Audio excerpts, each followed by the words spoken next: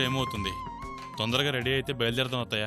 నేరాలన్నీ తను చేసి ఒక నిర్దోషి శిక్షింపబడడానికి కారణమైనందుకు సెక్షన్ 207 విధిస్తూ ఈ శిక్షలన్నీ ఏకకాలంలో అనుభవింపచేయాలని ఆదేశిస్తూ తీర్పు ఇవ్వడమైనది. ఈ కేసుతో ఎటువంటి సంబంధం లేని ఒక అమాయకురాలను తీసుకొచ్చి బోన్లో నిలబెట్టి నువ్వే నిందితురాలు అని బలవంతంగా ఒప్పించి శిక్ష వేస్తుంటే ఆమెకి ఎలా ఉంటుంది?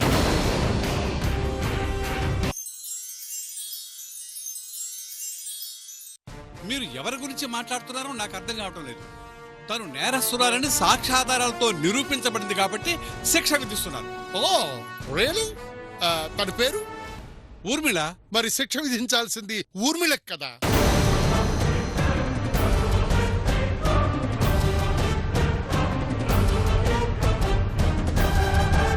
మీరేం మాట్లాడుతున్నారు? తనే Urmila. I'm sorry your honour, తను ఊర్మిళ కాదు, తన పేరు మున్నీసా బేగం.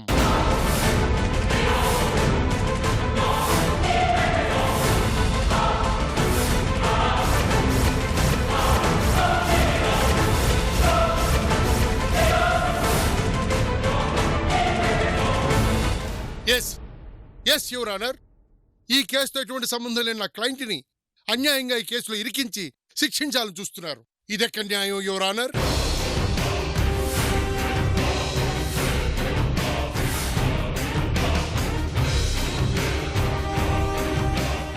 ఊర్మిళ అనే నేరస్తురాలు ఈ నేరాలని చేసిందో లేదో కూడా తెలియదు. ఆమె చనిపోయినట్టు కేసు కూడా ఫైల్ అయింది. సత్యప్రసాద్ అనే వ్యక్తి తనే ఆ నేరం చేసినట్టు ఒప్పుకొని శిక్ష కూడా అనుభవిస్తున్నాడు. ఆ కేసు కూడా క్లోజ్ అయిపోయింది యువర్ ఆనర్.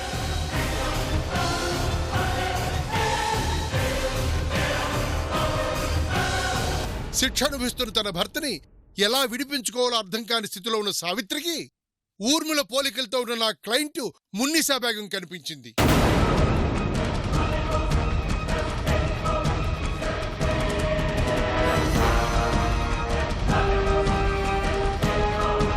అప్పటి నుంచి నేరస్తుడైన తన భర్తను విడిపించుకోవడానికి సావిత్రి ఒక పథకం ప్రకారం తనకున్న పలుకుబడితో పరిచయాలతో నా క్లయింట్ని నేరస్తురాలుగా నిరూపించడానికి తప్పుడు సాక్ష్యాధారాలను సృష్టించి ఒక అమాయకురాలిని, ఈ కేసుతో ఎటువంటి సంబంధం లేని మున్నీసా బేగంని ఊర్మిళగా నమ్మించి తన భర్తను బయటికి తీసుకురావాలని చూస్తోంది.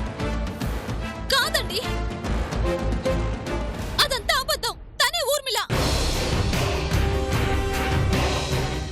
Order order order.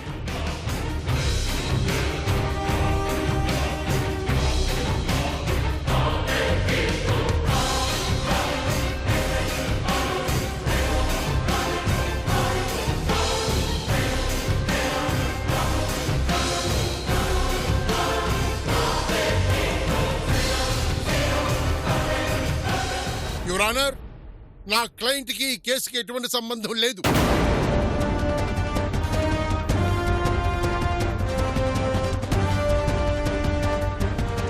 నా క్లయింట్ చేసిన తప్పంతా ఆమె ఊర్మిళ పోలికలతో ఉండడమే.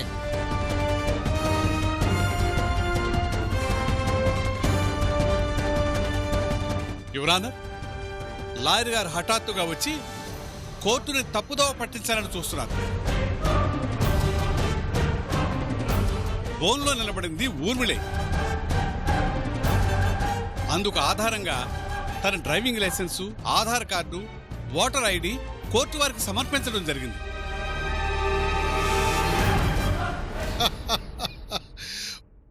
మొత్తానికి నా క్లయింట్ని నేరస్తురాలుగా రుజువు చేయటానికి డిసైడ్ అయినట్టున్నారు లాయర్ గారు. మున్నీసా బేగం అనబడే నా క్లయింట్ని ఊర్మిళ అండం చాలా హాస్యాస్పదంగా ఉంది యువర్ ఆనర్.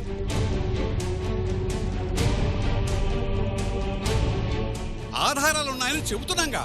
ఆధారాలు సిస్టమ్ ముందు ఎక్స్పర్ట్ కూర్చుంటే 10 నిమిషాల్లో తయారయ్యే ఆధారాలను పట్టుకుని నా క్లయింట్ని నేరస్తురాలండం చాలా దారుణం యువర్ ఆనర్. నకిలీ పత్రాలకి నిజమైన పత్రాలకి తేడా తెలియనంత గుడ్డిగా ఈ న్యాయస్థానం ప్రవర్తిస్తుందని మీ అభిప్రాయమా? సారీ యువర్ ఆనర్, న్యాయస్థానం అంటే మాకు ఎంతో గౌరవం ఉంది. కానీ అన్యాయంగా ఒక నిర్దోషికి ఎక్కడ శిక్ష పడుతుందో అనే బాధతో అలా మాట్లాడవలసి వచ్చింది. సరే, మీ మాటతో మేము ఏకీభవిస్తున్నాం. వారిచ్చినవి నకిలీ పత్రాలైతే ఈమె మున్నీసా బేగం అనడానికి మీ దగ్గర ఏవైనా సాక్ష్యాధారాలున్నాయా?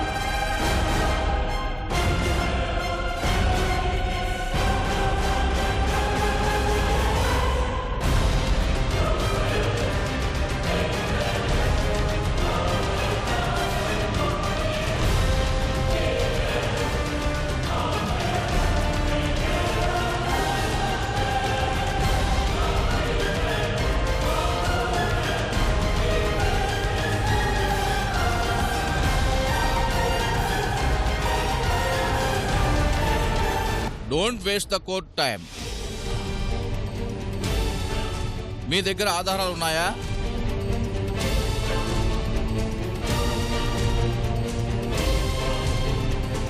యువర్ ఆనర్, ఆధారాలు లేకుండా కోర్టులో అడుగు పెట్టడానికి I'm not a junior lawyer.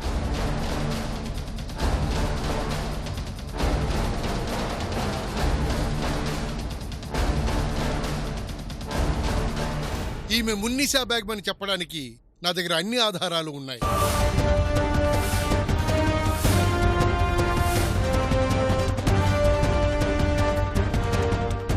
ఆ ఆధారాలన్నీ ప్రవేశపెట్టడానికి రేపటి వరకు సమయం ఇవ్వమని కోర్టు వారిని కోరుతున్నారు.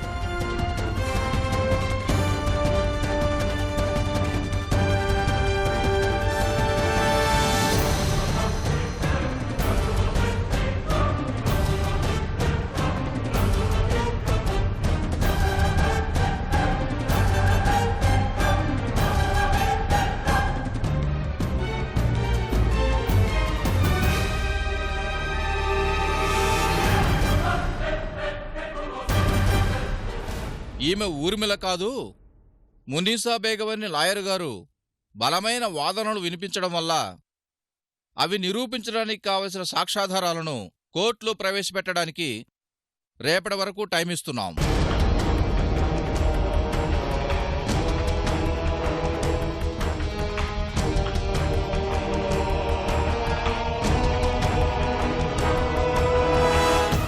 Thank you your honour.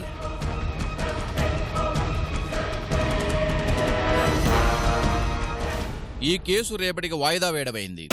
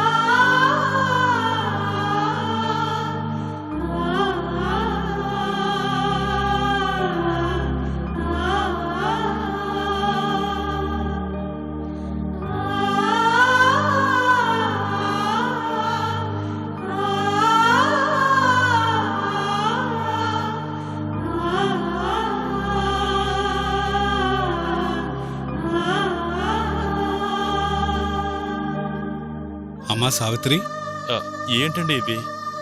ఏదో అనుకుంటే ఏదో జరిగింది. ఊర్మిళ ఈ కేసు నుంచి బయటపడడానికి ఎన్ని రకాలుగా ప్రయత్నించాలో అన్ని రకాలుగానూ ప్రయత్నిస్తుంది. అతనెవరన్నయ్యా? ఊర్మిళను పట్టుకుని ఊర్మిళ కాదు ఎవరో అంటాడు? తిమ్మిని బమ్మిని చేయడమంటే అదేనమ్మా. ఊర్మిళని తప్పించడానికి వాళ్ళు వేసిన చివరి ఎత్తది. కేసు రేపటికి వాయిదా పడింది అంటే తమ్ముడు గారు ఇప్పట్లో బయటికి రానట్టేగా. అలా ఏం జరగదు. ఊర్మిళని ఊర్మిళ కాదు అని నిరూపించడం అంత సులభం కాదు. ఎట్టి పరిస్థితుల్లోనూ కేసు మనమే గెలుస్తాం.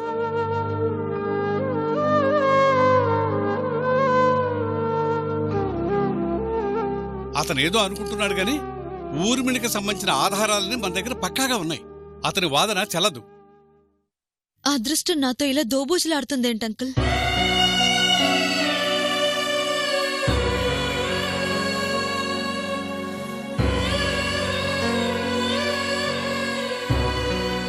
ఇంత కష్టపడి నేను ఊర్మిళ బతికి ఉందని నిరూపిస్తే నా భర్తని నేను విడిపించుకోవడానికి ఈ ఆటంకాలేంటి?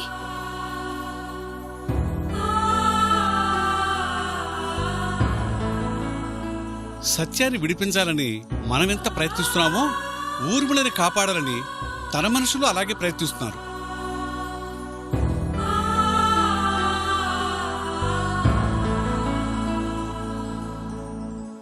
అందులో భాగమే ఇది. తను ఊర్మిళ కాదు మున్నిసా బేగం అంటూ కొంత టైం పాస్ చేయగలరే గాని అంతకుమించి వాళ్ళు చేయగలిగేది ఏమీ ఉండదు.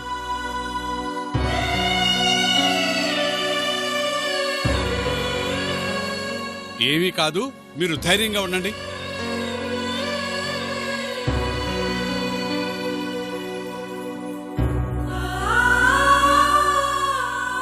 అదేంటండి తీర్పు వరకు వచ్చిన కేసుని అలా మలుపు తిప్పేశాడు? అతని కేసులన్నీ ఇలాగే ఉంటాయి.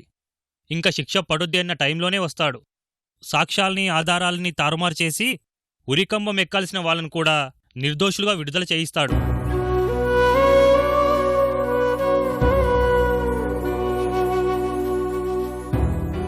అతను మామూలు మనిషి కాదండి.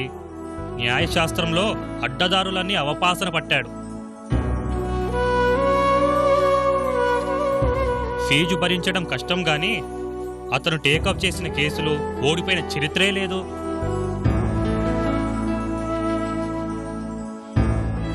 చూశారుగా, రావటమే ఏకంగా ఆ మనిషినే ఆ మనిషి కాదు అని వాదించడం మొదలుపెట్టాడు.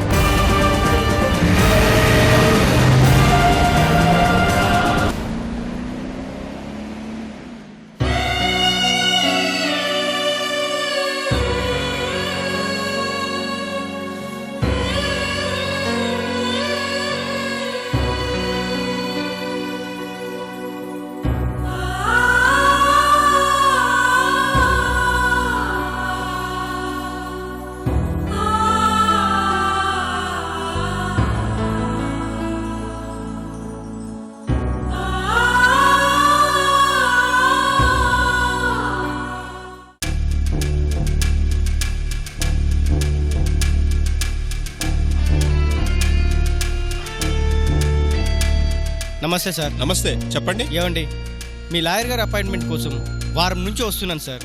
కనీసం కలవడానికి కూడా కుదరడం లేదు. సార్ కలిశారంటే మీ ప్రాబ్లం సాల్వ్ అయినట్టే. అందుకే కలవటం కష్టం అనిపిస్తుంది. కొంచెం కలవడానికి అవకాశం ఇప్పించండి. చూశారుగా వీళ్ళని.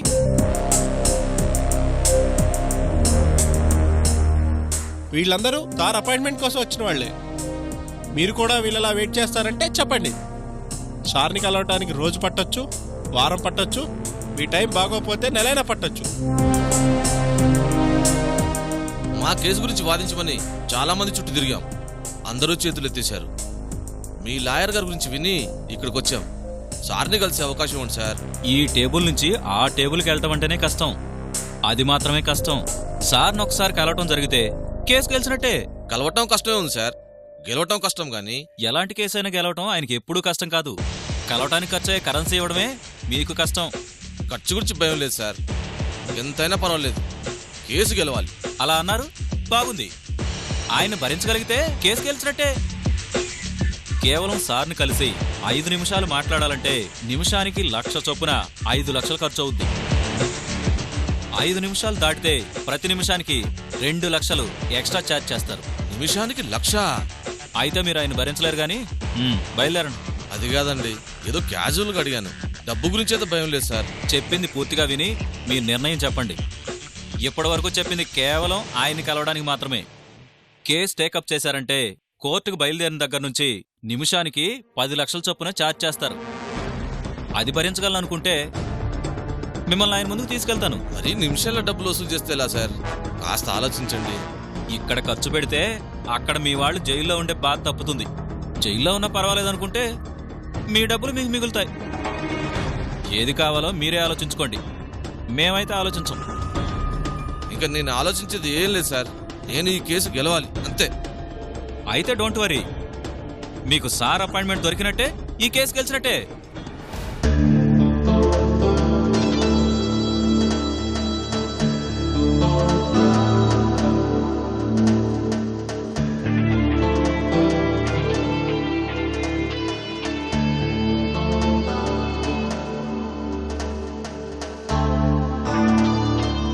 నమస్కారం సార్.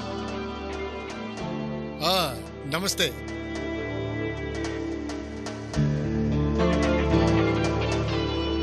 ఇది ప్యూర్ వైట్ సార్. బ్లాక్ ను వైట్, వైట్ ను బ్లాక్ చేయగల నాకు ఏదైనా ఒకటేనయ్యా. ఇచ్చేవాళ్ళ మేం కదా సార్, మా భయం మాకుంటుంది కదా. నేనుండగా నీకేం భయం అయ్యా? కూచో. నిజమే అనుకోండి, ఏమైనా మీరు మామూలు వ్యక్తి కాదు సార్. మీరే లేకపోతే మాలాంటి వాళ్ళం ఏమైపోవాలి? అందుకే కదా దేవుడు నన్ను పుట్టించాడు. ధర్మాన్ని 4 కాళ్ల మీద నడిపించడానికి చాలా మంది పుట్టారు. అధర్మాన్ని 1 కాళ్ళ మీదనైనా సరే పరిగెత్తించడానికి నేను పుట్టాను. కరెక్ట్ గా చెప్పారు సార్. లేదంటే మంత్రి గారి అబ్బాయి వాడిని ఎవన్నో పబ్బులో పట్టుకుని నిలువునా కాల్చేశాడు. అందుకు సాక్ష్యంగా స్పై కెమెరాలో వీడియో ఫుటేజ్ కూడా రికార్డైంది. అయినా హత్య చేసింది మంత్రి గారి అబ్బాయి కాదని నిరూపించగలిగారంటే మామూలు విషయమా సార్? మనం అన్యాయాన్ని నమ్ముకున్నాం, అబద్ధాన్ని ఆసరాగా చేసుకుని బతుకుతున్నాం. అదే న్యాయంగా బతుకుంటే ఈ పాటి చెట్టు కింద ప్లేనర్గా మిగిలిపోయి ఉండేవాడిని. ఎంత అన్యాయాన్ని నమ్ముకున్నా అలా తిమ్మిని బొమ్మిని ఎలా చేస్తారు సార్? న్యాయం కోసం అంటే సాక్ష్యం కావాలి, అంటే వెతుక్కోవాలి. ఒక్కోసారి చూసిన వాళ్ళని బతిమలాడుకోవాలి.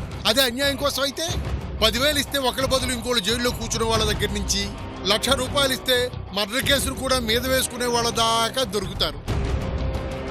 అలాంటి వాళ్ళు మన అరచేతిలో ఉండగా గెలుపు మనకు కాకుండా ఇంకెవరికి వస్తుందో చెప్పు. మీరు పట్టుకున్న ఈ లాజిక్కులను చూస్తుంటే కేసు ఎలా కూడా వాదించవచ్చా అనిపిస్తోంది సార్. అసలు ఆ లాజిక్కులను ఎలా పట్టుకుంటారు సార్? అదే మన గ్రేట్నెస్. తప్పు చేసిన ప్రతివాడు దొరకడానికి ఒక ఆధారాన్ని ఎలా వదులుతాడో తప్పించుకోవడానికి కూడా ఒక ఆధారాన్ని వదులుతాడు. ఆ మొదటి ఆధారాన్ని పట్టుకుని పోలీసు వాళ్ళు నేరస్తుడు దొరికాడని సంకలు గుద్దుకుంటారు. ఇంకా ఈ కేసులో ఏమీ చేయలేవని లాయర్లు రిలాక్స్ అయిపోతారు. కానీ మనం ఆ రెండో ఆధారాన్ని పట్టుకుని దాన్ని భూతద్దంలో చూపించి మరీ గెలుస్తాం. నిజమే సార్. ఇప్పటిదాకా గెలిచిన కేసులు ఏమో గానీ ఈరోజు మీరు ఒక కేసు ఒప్పుకున్నారే, అది మాత్రం మీ రికార్డులను బ్రేక్ చేసేలా ఉంది. ఆ కేసులో అవతలి వాళ్ళు చాలా గట్టి ఆధారాలతో ఉన్నారు.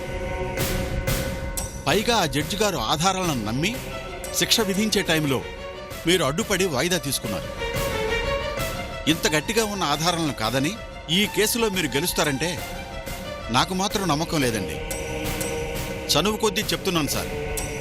ఒక్కసారి రికార్డు బద్దలైందా ఇక మీ ఆఫీస్కి మీ రికార్డులకి బూజు పట్టినట్టే. తర్వాత మీ ఇష్టం. ఉంటాను సార్.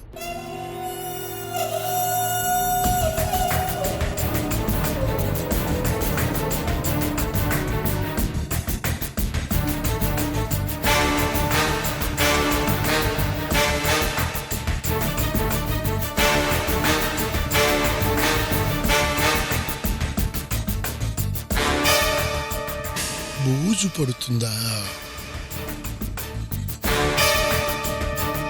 దులిపి పారేస్తా.